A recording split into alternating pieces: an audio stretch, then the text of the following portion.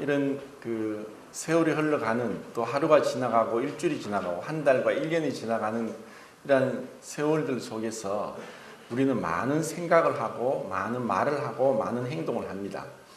근데 그 모든 것들이 지나오고 나면은 마치 꿈을 꾸고 일어나서 꿈을 잊어버린 것 같지만 실제로는 우리가 살아왔던 그 많은 지난 날들이 다 기록되고 있다고 하는 것은 어떻게 보면은 참 끔찍하고 두렵기도 하다는 생각을 합니다.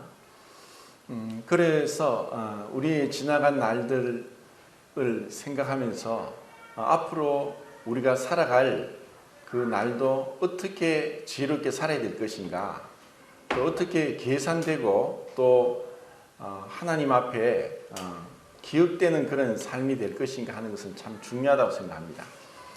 복음 이제 두 번째 시간을 갖겠는데, 그 마태복음 25장 1절부터 13절 한 목소리로 같이 읽도록 하겠습니다. 시작.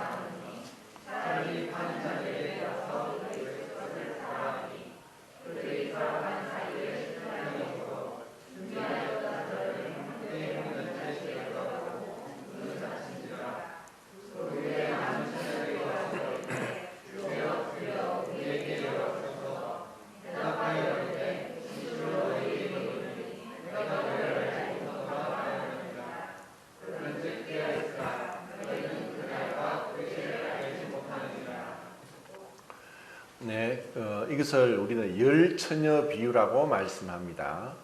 예수님께서 직접 이 열처녀 비유를 통해서 앞으로 있게 될 이 세상의 마지막, 정확하게 얘기하면 주님의 지상 재림 때에 있게 될 그 사건을 지금 말씀하고 있습니다.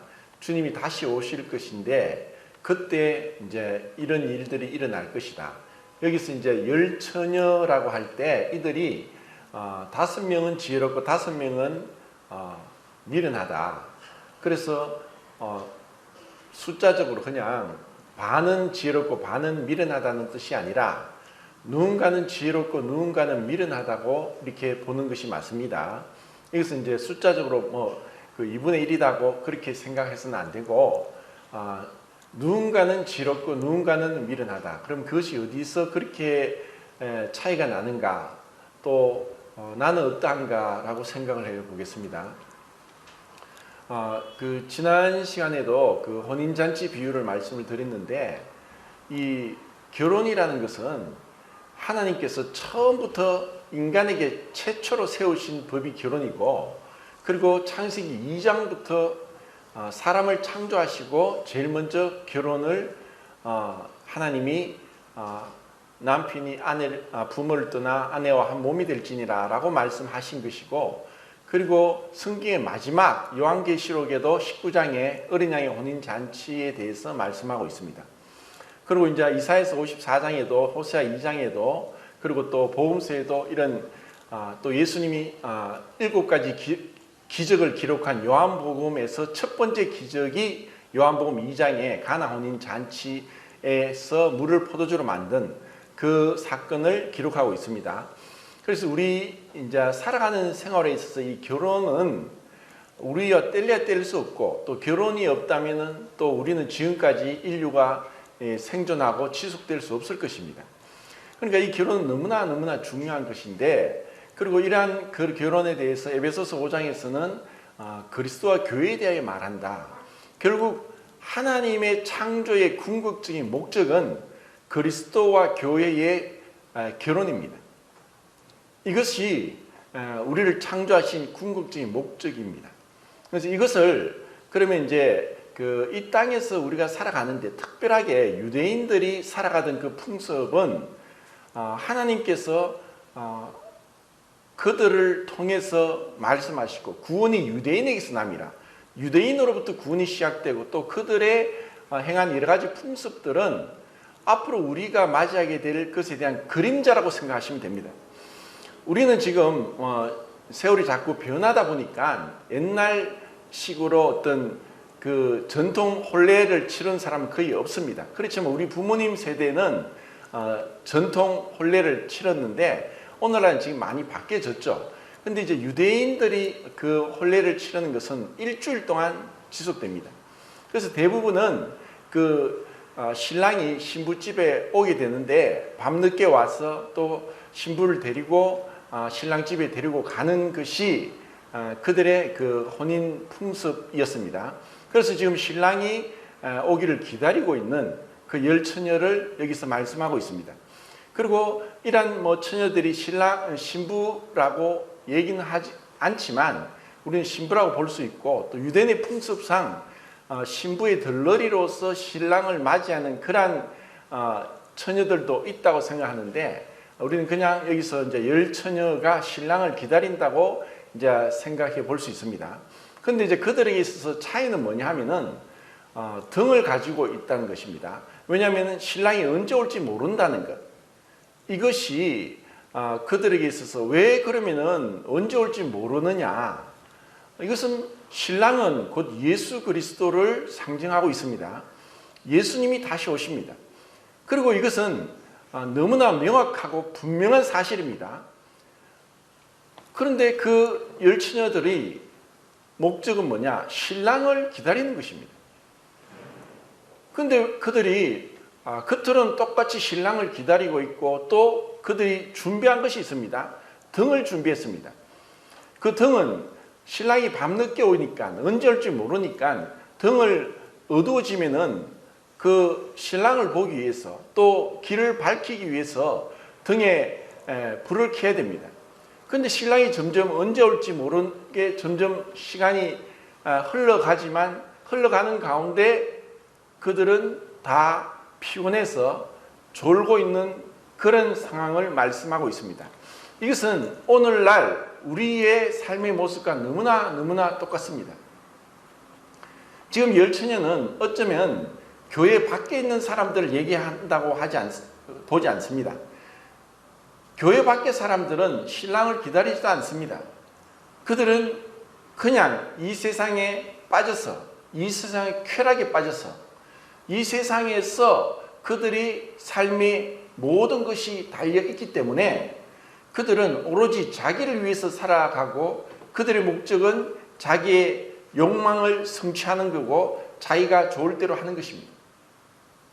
그런데 이 열 처녀는 신랑을 기다리고 있고 또 등을 준비하고 있다는 것입니다. 이것은 교회 안에서 많은 사람들이 예수님을 믿는다고 하고 예배도 드리고 찬송도 하고 또 헌금도 하고 또 여러 가지 봉사도 하고 있는 그러한 모습을 이 열 처녀들 통해서 볼 수 있습니다. 그런데 그 모든 교회에서 신랑을 기다린다고 하는 예수님을 기다린다고 하는 자들이 모두가 다 신랑을 맞이하지 않는다는 것을 예수님이 말씀하고 있다는 것입니다.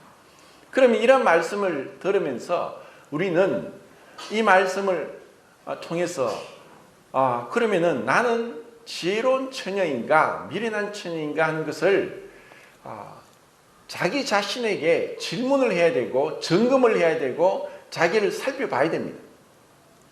왜냐하면 이것은 너무나 분명한 사실이기 때문입니다. 이 세상에 살면서 우리는 많은 기회가 있습니다. 그런데 그 기회는 정말 우리가 모르고 놓쳤으면 다음에 또 다시 재도전하고 두 번 다시의 기회가 있습니다. 그러면 이 세상에는 다 처음부터 성공할 수 없고 실패할 수 있고 그렇게 하지만 두 번의 기회가 없는 것이 지금 여기서 말씀하고 있는 신랑이 올 때입니다. 그런데 그때는 언제인지 모릅니다. 언제 올지 모릅니다. 그런데 모두가 다 너무 늦게 오니까 졸고 있다는 것입니다. 이는 지혜로운 처녀도 그렇고 미련한 처녀도 그렇고 다 존다는 것입니다. 이것은 어떻게 보면 우리의 육신의 연약함이고 세상 가운데 빠져있고 참으로 그 신랑을 기다리고 만나고자 하는 설레임과 또 정말 그것을 학수고대하고 있는 그러한 모습들을 보다는 그 때가 언제일지 모르기 때문에 너무나 그 기다리다가 시간이 지체되니까 졸고 있다는 것이 오늘날 이 시대의 모습이고, 또 어떤 면에서는 교회가 등을 들고 불을 밝히고 교회 안에서 예배를 드리고 헌금을 하고 찬송과 또 기도를 하면서 또 설교를 하면서 설교를 들으면서 또 여러 가지 봉사를 하고 있으면서 그런 행동을 하고 있지만, 실질적으로는 정말 내가 신랑을 얼마나 사모하고 기다리고 만나기를 원하고 그분을, 그 나의 신랑을 만날 것에 대한 설레임 가운데 하루하루를 살아가는가 하고 질문해 본다면은 자기 자신이 너무나 잘 알 것입니다. 나는 정말 그런 신부가 신랑을 맞이하기 위해 꽃단장을 하고 옷을 입고 신랑을 맞이할 때 그 기쁨, 그 환희, 그 설레임을 어떻게 할까, 어떻게 그 신랑을 만날까 하는 그 준비가 없이도 충분히 미련한 처녀들처럼 외형적인 교인으로서의 생활을 할 수 있다는 것입니다. 그리고 또 한편으로는 그럴 수 있습니다. 나는 지혜로운 처녀야. 내가 지혜로운 처녀지. 나는 준비가 다 돼 있어. 언제라도 주님 오시면은 난 만날 수 있어.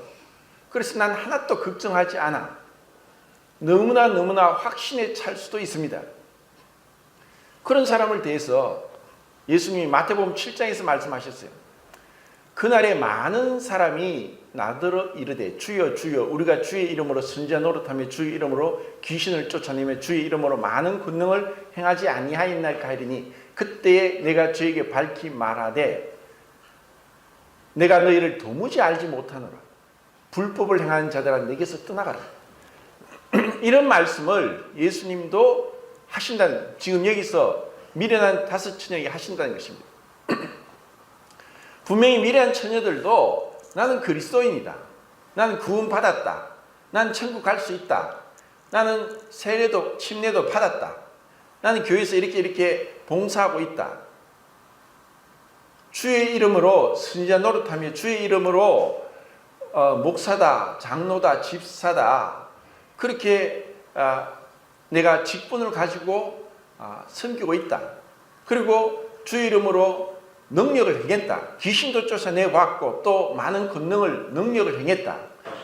기적 같은 일을 신유도 체험했고 또 기도도 응답되었고 또 이런 일을 해서 참으로 주님 나를 내가 주님의 이름으로 이렇게 섬겼던 것을 주님이 아시지 않습니까? 라고 그들은 담대하게 확신에 차서 예수님께 말씀을 했지만, 예수님은 내가 너를 도무지 알지 못하노라. 내가 너를 모르겠다. 난 너를 알지 못한다. 여기서 알지 못한다는 것은 예수님은 모든 걸 알고 계십니다. 우리의 머리털까지도 다 세고 계시고, 내가 1살 때, 5살 때, 10살 때, 20살 때, 30살 때, 40살 때, 50살 때, 60살 때, 70살 때의 일을 나는 기억도 못하고 잊어버렸지만 예수님은 그것을 알고 계십니다. 그래서 여기서 예수님이 내가 너를 모른다고 하는 것은 넌 나와 관계가 없다는 것입니다. 귀신 들린 사람이 예수님을 보고 사람들은 예수님을 몰라봤습니다. 근데 귀신 들린 사람은 귀신 알죠. 예수님께 와서 엎드려가 뭐라고 했습니까? 당신과 나와 무슨 상관이 있나이까? 당신과 나와 무슨 상관이 있나이까? 예수님이 하나님의 아들인 줄 알고 있습니다. 귀신도. 그런데 귀신은 그 예수님과 상관하기를, 관계하기를, 알기를 원하지 않는다는 것입니다. 이것이 귀신의 믿음입니다. 우리는 예수님을 얼마나 알고 있습니까? 난 예수님을 알고 있습니다. 예수님, 제가 얼마나 많이 예수님 기도하고 성경도 읽고 했습니까? 그렇게 할지라도 문제는 그분을 만난 적이 있느냐? 지금 이제 우리나라 대통령 윤석열 대통령입니다. 근데 윤석열 대통령을 우리가 다 알고 있죠. 얼마 전에 취임도 했고 또 며칠 전에는 미국 대통령도 와서 만났고 이거를 TV에 다 보고 하셨을 겁니다. 그리고 윤석열 대통령을 알고 있죠. 그리고 미국 대통령도 알고 있죠. 그런데 문제는 그 우리나라 대통령이, 미국 대통령이 나를 아느냐 하는 그것이 문제입니다. 그들이 나를 알고 있습니까? 모른다면은 이것은 여기서 아는 관계가 아닙니다. 우리는 사람을 안다고 하지만 실제로 그 어떤 표면적인 것, 겉으로 드러난 것을 압니다. 진짜 사람을 알려면은 우리가 같이 교회 생활 10년, 20년, 30년을 해도 그 사람과 1년을 같이 한 집에서 살아보지 않으면은 모를 게 많습니다. 왜냐하면 사람들은 겉으로 보이는 것과 실 내면이 다를 수 있기 때문입니다. 많은 사람들이 그렇게 다릅니다.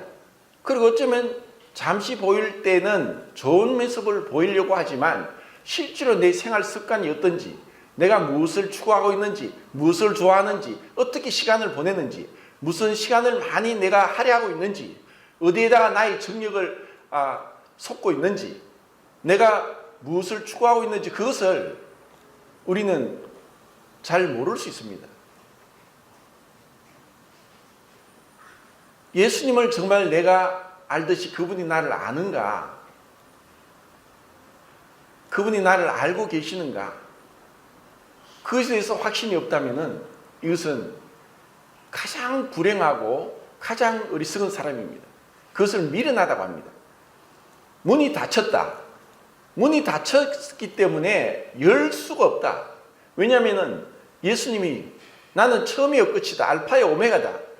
열면 닫을 자가 없고 닫으면 열 자가 없다. 그분이 문을 닫으시면 더 이상 열 수가 없습니다. 그 끝이 옵니다. 우리에게도 분명히 그런 때가 있습니다. 우리는 언제 그때가 올지 모릅니다. 그래서 어쩌면 우리는 죽지 않을 것처럼 영원히 살 것처럼 내가 원하는 것을 하고 시간이 영영이 있는 것처럼 10년, 20년 계획도 하고 이렇게 살아갑니다. 그 많은 시간들 동안 하나님은 우리에게 똑같은 기회를 주셨고 우리에게 그분을 만날 수 있는, 구원을 받을 수 있는 기회를 주셨음에도 불구하고 그분을 알기를 원하지 않는다면 그것은 인생은 비극적인 것입니다. 마치 노아 홍수 때 하나님은 120년의 시간을 주시고 노아와 그의 세 아들을 통해서 방주를 짓게 했습니다. 방주라는 것은 배가 아닙니다. 배는 돛도 있고 닷도 있고 키도 있고 노도 있습니다. 근데 방주는 그냥 테바라고 해서 상자입니다. 그 노아의 방주는 키도 없고 닷도 없고 노도 없고 아무것도 없기 때문에 그냥 물살이 흐르는 대로 흔들려가지 원하는 방향에 가기 위해서 바람을 타거나 노를 젓거나 닷을 내리거나 할 수 없는 것이 방주입니다. 하나님이 그렇게 만들라고 하셨기 때문에 만든 거예요. 3층으로 만들었고 그리고 그 크기가 사실 길이가 150m, 넓이가 한 50m, 75m, 높이가 한 50m 이렇게 큰 그런 120년 동안 방주를 만들게 했는데 사람들이 다 보고 비웃고 웃었습니다. 그때까지 비가 내린 적이 없었기 때문에. 그리고 그 배를 어디에 지었느냐? 지금 배를 짓는 건 도크에 이렇게 배를 짓지만 드라이 도크나 그렇게 해서 이제 도크에 이제 배를 건조하고 나서 그 독에 수문을 열면은 물이 들어와서 배에 띄우는데 이 배를 어디 지었습니까? 방주를 산 위에다 지었습니다. 산에다가 지으니까 사람들이 얼마나 웃겠습니까? 그런데 그 방주의 문이 닫히고 하나님은 또 2월 20일 날 노아의 나이 600세 되던 날 2월 20일 날 방주문을 닫았습니다. 그리고 27일부터 비가 왔습니다. 닫힌데도 사람들은 모릅니다. 영원히 이 땅에서 살 것처럼 생각합니다. 우리가 영원히 이 땅에서 살겠습니까? 내가 계획한 대로 그런 장밋빛 미래가 있고 내가 생각한 대로 꿈을 이루고 또 내가 그 좋아하는 것 내가 정말 하고 싶고 갖고 싶고 먹고 싶고 가고 싶은 것을 다 내가 할 수 있는 시간들이 다 언제까지 있을 것이라고 생각하고 살아가고 있습니다. 그런데 젊든 나이가 들었든 건강하든 또 건강이 좋지 못하든 우리의 미래는 아무도 내일 일을 자랑할 수 없고 한 시간 뒤 일을 장담할 수 없고 언제 우리의 인생이 마감될지 누구도 장담하지 못한다는 것입니다. 우리는 그렇게 불확실한 미래 속에 살고 있기 때문에 우리는 언젠가 이 세상 끝이 올 것이고 또 그 끝에 주님을 만나게 될 것을 우리는 알아야 됩니다. 그러면 우리는 어떻게 만날 것입니까? 지난 시간에 제가 말씀을 드렸습니다. 우리에게 반드시 필요한 것은 의식주입니다. 그 의식주는 없어서는 우리는 그것은 살아도 있어도 되고 없어도 되는 것이 아니라 반드시 있어야 되는 것입니다. 그럼 우리가 주님을 만나기 위해서 등을 준비하고 기름을 준비한다는 것이 무엇인가? 그것을 제가 오늘 말씀을 드리겠습니다.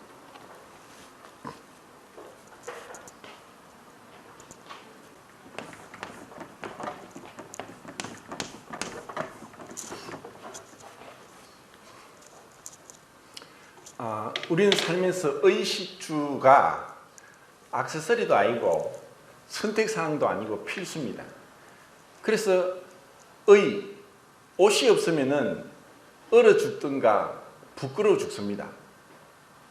옷을 벗고 살아보십시오. 겨울이 되면 얼어 죽을 것이고 여름에도 옷을 벗고 다니면 부끄러워 죽을 겁니다. 안 그러면 미치든가. 이 옷은 너무나 중요합니다. 옷은 그냥 다분히 그냥 나가 멋지게 보이고 이런 것이 옷이 아니라 옷은 우리가 죄인이란 것, 부끄러움이 있다는 것, 죄를 범했다는 것.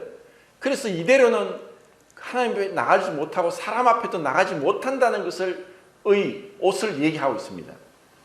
그리고 식은 뭐냐? 먹어도 되고 먹지 않는 사람 없습니다. 아무리 밥맛이 없고 해도 뭐라도 먹으니까 살지 안 먹고는 죽습니다. 먹지 않고 살 사람이 어디 있습니까? 이것은 반드시 우리는 먹어야 됩니다. 그리고 집 주자입니다. 거주할 주자인데 집이 없이 사는 홈리스에서 집이 없다는 그런 말인데 홈리스들이 많습니다.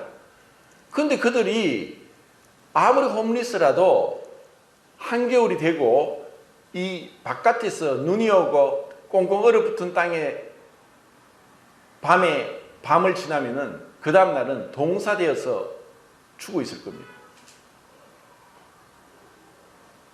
집이 없이는 사실 동물들도 곤충들도 집이 다 있어요. 근데 우리에게 집이 반드시 필요합니다. 자, 그것처럼 우리가 예수님을 만나기 위해서는 이 의식주를 이제 거꾸로 제가 말씀드리겠습니다. 주자가 주인 주자입니다. 제가 전에 그 복음을 전할 때 주가 뭐냐? 세 가지를 말씀드렸습니다. 창조주, 심판주, 구원주. 자, 주는 주인이라는 뜻입니다. 그리고 그 창조주는 만유의 주입니다. 자, 창조주면 우리는 피조물입니다. 우리가 피조물이면서도 창조주를 기억지 않는다면, 전도서 12장에 그렇게 말씀합니다. 너는 청년의 때 곧 공고한 날이 이르기 전 나는 아무 낙이 없다고 할 해가 가깝기 전에 너의 창조주를 기억하라.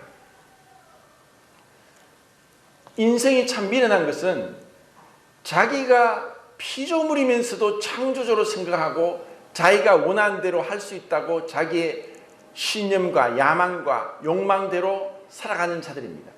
그런 자들을 성경은 어리석은 자는 하나님이 없다도다 라고 한마디로 말합니다. 우리가 창조주입니까? 우리는 피조물입니다. 그런데 피조물이 창조주를 기억하지 않는 것은 이것은 가장 큰 죄입니다. 뭐가 죄냐? 어떻게 피조물이 창조주를 믿지 않고 경배하지 않느냐? 이거보다 더 큰 죄가 없습니다. 그래서 그분이 창조주이기 때문에 그분은 심판하실 수 있는 자격을 가진 주인이 되신 분입니다. 그분은 창조주고 심판주입니다. 그분은 심판하실 수 있는 유일한 분입니다. 누가 심판합니까? 흔히 우리는 그렇게 얘기하죠. 인간이 인간을 어떻게 심판하느냐? 사실 그것이 우리에게 맡겨진 고난으로 인해서 누군가를 재판할 그런 자리에 있는 것이지, 사실 그 재판을 하는 그런 사람들도 그들이 그 자리에 있었던 모든 것을 창조주 심판주께서 그들을 재판하실 겁니다. 하나님이 심판하십니다. 그렇기 때문에 그분이 우리를 구원하실 수 있습니다. 예수님이 누구십니까? 예수님을 알고 믿고 많은 사람이 그렇게 하지만 나와 그분의 관계가 어떠냐는 것입니다. 예수님을 압니까? 믿습니까? 그분을 얼마나 가까이 하고 있고 그분과 얼마나 많이 대화하고 있습니까? 그 예수님이 나의 구세주라고 알고 있는 사람들이 있고, 그리고 예수님이 나를 구원하셨다고 믿는 사람이 많은데, 정작 그들이 그 삶에 있어서 예수님을 자신의 주인으로 믿지 않는 사람들도 있습니다. 그들이 구원을 받을까 받지 않을까 저는 모르겠습니다. 주님이 아시죠? 예수님을 구세주로만 믿었기 때문에 나는 구원을 받는다라고 하면서 자기 마음대로 살고 있고 또 전혀 상관없이 살고 있습니다. 그들도 정말 지혜로운 처녀에 들어갈 수 있을까? 우리가 그것을 맞다 아니다 하고 논쟁할 문제는 아닙니다. 우리는 많은 것을 모릅니다. 문제는 뭐냐? 내가 어떠냐는 것입니다. 나는 정말 그분을 완전히 알고 있고 내가 그분을 알듯이 그분도 나를 알고 있다고 확신할 수 있는가? 그 확신의 근거가 어디 있는가? 그 확신이 너무나 분명해서 어떤 경우에도 변함이 없고 틀림이 없을 것인가? 그런데 사람들은 살면서 헛된 것에, 잘못된 것에, 자기가 믿는 것에, 어쩌면 우리가 구원을 받았다고 하는 것은 내가 구원받았으니까 더 이상 구원에 대해서 의심하지 않고 확신하면서 간다는 그것이 진정 그런가 하고 또 의문을 제기해야 됩니다. 진짜 내가 구원받는 게 맞는 것인가?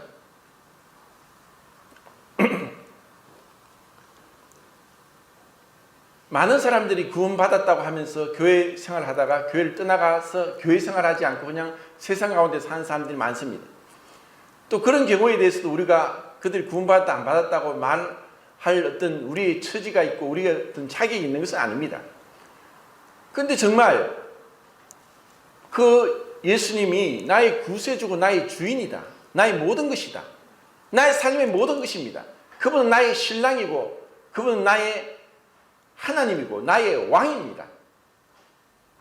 내 삶의 주인이십니다. 절대적인 주인이십니다. 라고 믿고 고백하고 그렇게 알고 있다면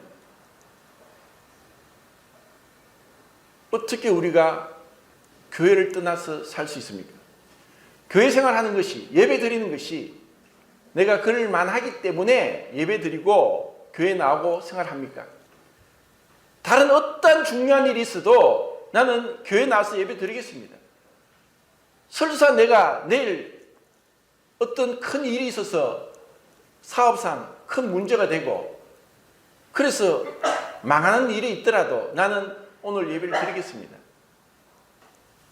내가 이제 말기 암 환자가 되어서 아파 죽을 것 같지만 주일날 와서 내가 예배 드릴 수 있게 하시니 내가 예배 드리겠습니다. 우리가 교회 나오고 예배 드리고 또 신앙생활하고 봉사하고 하는 것이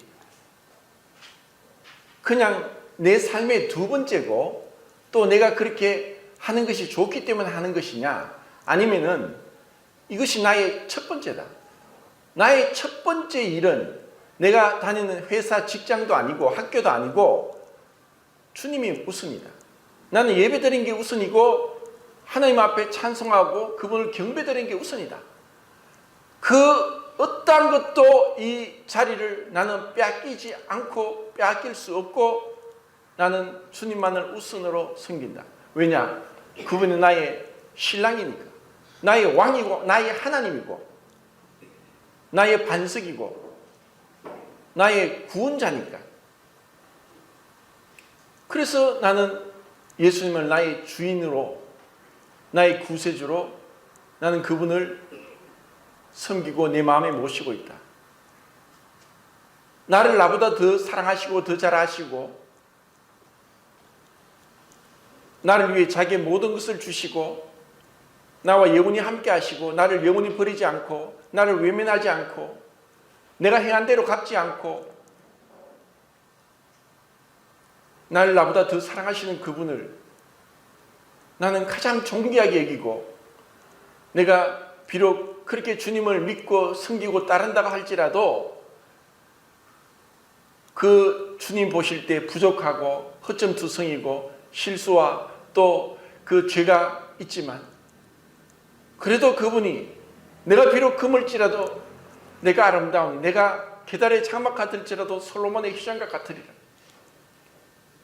내가 비록 내 자신도 나를 용납하지 못할 정도로 부끄럽고 죄와 허물투성이지만 주님은 나를 사랑하시고 나를 향하여 그 기쁨을 이기지 못하시고 나를 아름답다고 하시고 의롭고 거룩하고 완전한 자라고 말씀하시니 내가 어떻게 주님을 떠나 살 수 있겠습니까? 주 없이 살 수 없습니다. 주밖에 나의 다른 어떤 것도 없습니다. 하는 그런 고백을 내가 할 수 있느냐는 것입니다. 그렇지 않다면 우리는 우리의 믿음을 점검해야 됩니다.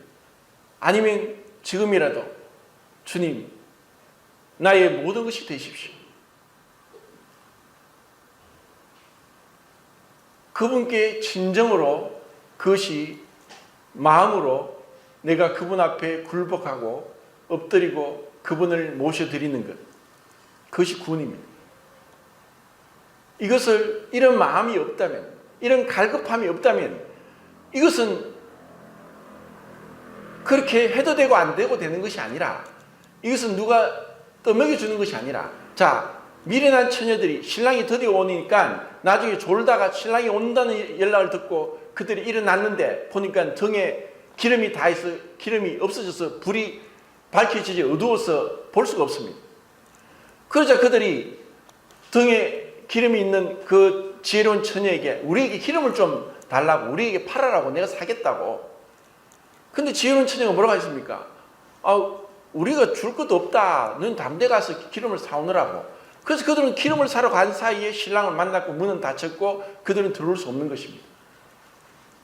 이것을 누가 대신 기름을 줄 수 있는 것이 아니라 각자가 내가 준비해야 됩니다. 내 부모님이 믿으니까 나도 믿는다. 내 남편이 내 아내가 믿으니까 내 자녀가 믿으니까 그런 거 상관이 없습니다. 이것은 구원은 철저히 개인적인 것입니다. 내가 그것을 기름을 준비하는 것. 기름은 성령을 상징합니다. 성령이 어떻게 내게 옵니까? 어떤 교회는 세례를 받으면 된다. 방언을 해야 된다. 그리고 주기도문과 사도신명을 외워라. 학습 세례를 받고 세례를 받으면 된다. 그런 게 아닙니다. 그분은 그 성령을 갖는 것, 그것은 내가 성령을 갖는 것이 아니라 내가 그분에게 속하는 것이고 진리의 말씀, 그 구원의 복음을 듣고 마음으로 믿어 약속의 성령 인치힘을 받는 그 진리의 말씀, 구원의 복음을 내 마음으로 받아들일 때 그분은 약속된 대로 그분의 보혜사 성령을 우리에게 주십니다. 그것은 누구도 줄 수 없습니다. 우리는 전도자이지 구원을 줄 분은 예수 그리스도십니다. 그분이 그분의 영인 성령을 그분의 뜻대로 주십니다. 우리는 그분의 뜻대로 받을 자격이 있도록 준비하는 것입니다. 주님 제가 주님 말씀에 순종하고 주님을 영접하겠습니다. 주님은 나의 구세주요 나의 주인이십니다. 나의 모든 것입니다. 주님이 저를 박대하시면 제가 어디로 가겠습니까? 주님이 저를 받아들이지 않으면 저는 죽은 자와 같고 죽을 수밖에 없고 심판을 피할 길이 없습니다. 하고 주님 앞에 간절하게 나오는 것입니다. 그리고 그럴 때 우리는 그분을 알게 됩니다. 식자가 알 식자입니다. 우리가 그분을 어떻게 아느냐? 여기서 안다는 것은 긴밀하게 우리가 누군가를 알지만 정말 긴밀하게 아는 것을 부부가 서로 아는 기노스코라는 단어를 써서 안다고 얘기합니다. 영생은 곧 유일하신 참 하나님과 그가 보내신 자 예수 그리스도를 아는 것이다. 요한복음 17장 3절에 예수님이 말씀하셨습니다. 영생은 뭐냐? 아는 것입니다. 관계입니다. 만남입니다. 그냥 머리로 지식으로 아는 것이 아니라 그분과의 관계에 들어가는 것입니다. 그분과의 관계에 이제는 뗄래야 뗄 수 없는 관계가 되는 것. 그 영생, 그 영원한 생명이신 그분을 예수님이 내가 생명의 떡이다. 나를 먹는 자는 영생을 가졌나니. 그 영생의 말씀, 내가 너에게 영생을 주느니 영원히 멸망치 아니할 터이요 또 저희를 내 손에서 빼앗을 자가 없느니라. 그분이 주시는 그 영원하신 생명, 그분을 내가 떡을 먹듯이, 떡 먹는 것은 얼마나 쉬운 겁니까? 떡 먹는 것은 가르쳐 주지 않아도 어린애도 젖을 빨듯이, 어린애도 음식을 먹듯이 먹습니다. 그래서 내가 생명의 떡이라고 했던 그 말씀은 이건 어려운 게 아닙니다. 믿는 게 어려운 것도 아니고 뭐 복잡한 것도 아니고 헷갈리는 것도 아닙니다. 생명의 떡을 먹듯이 생명의 떡이다. 예수님을 내 생명, 내 육체에게 떡이 필요하듯이 내 영혼에는 생명, 바로 예수님이 나의 떡입니다. 그 예수님 없이는 나는 살 수 없습니다. 그렇게 예수님을 내가 믿고 영접하고 그분을 받아들이는 것이고 그분과의 만남 가운데 영접하는 가운데 들어가는 것입니다. 그럴 때 우리에게 그분은 오를 의자, 우리에게 의의 옷을 주십니다. 예수님을 믿음으로 의롭다함을 얻는 것은 내가 의인이라고 착각하면 안 됩니다. 우리는 신분적으로 예수님을 믿고 의롭다함을 받은 그분이 나를 의롭다고 칭하시지만 우리는 여전히 죄 가운데 살고 있습니다.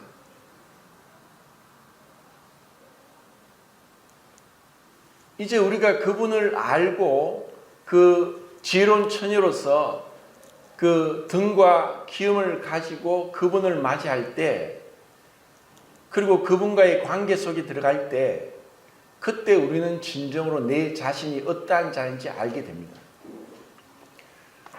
우리가 그 창조주 하나님, 거룩한 하나님을 알고 만나고 관계하기 전까지는 진정으로 우리 자신, 자기 자신이 얼마나 추악한 죄인인지 알 사람은 없습니다. 어둠은 빛이 비쳐야만 어둠이 드러납니다. 빛 가운데 나와야만 그 허물과 그 흠이 드러나게 되어 있습니다. 그래서 참 주님을 믿은 자들은 겸손할 수밖에 없습니다. C.S. 루이스가 그런 얘기 했습니다. 그리스도인이 교만할 수 있습니까? 그런데 경험상으로는 많은 그리스도인들이 교만합니다.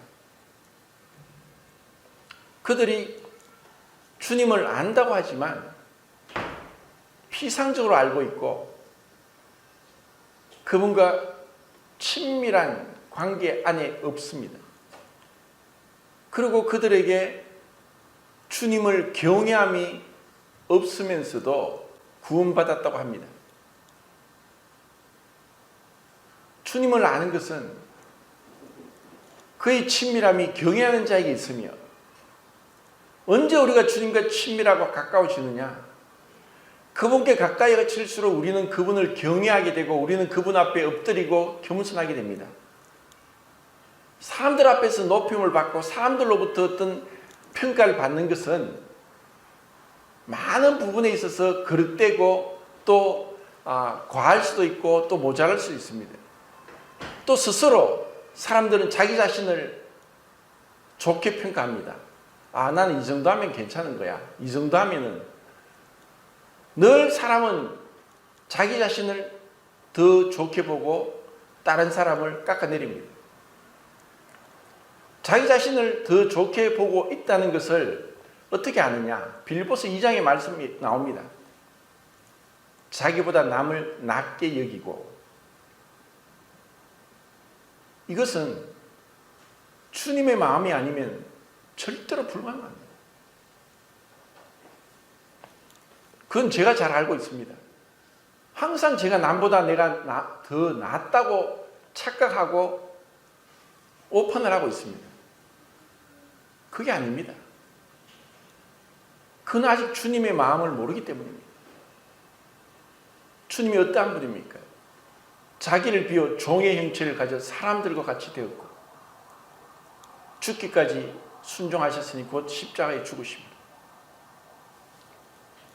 주님이 우리에게 가르쳐 준 것은 단순히 네가 나를 믿고 제사함 받고 천국 가게 한다는 것이 아니라, 주님의 그 마음, 하나님으로서 하나님과 동등됨을 취할 것을 여기지 아니하고 자기를 비워서 자기의 신성을 포기하고 버리고 하나님 자리를 떠나서 이 낮고 낮은 인간의 육체를 입기까지 종의 형체를 가져서 십자가에 죽기까지 복종하신 그 주님의 그 마음, 참으로 주님의 그 낮아진 그 겸손의 마음을 우리에게 가르쳐 하는 것입니다. 이것이 없을 때 우리는 교만하게 오만방자하게 살아갑니다. 시간이 다 돼서 이제 말씀을 마치겠습니다.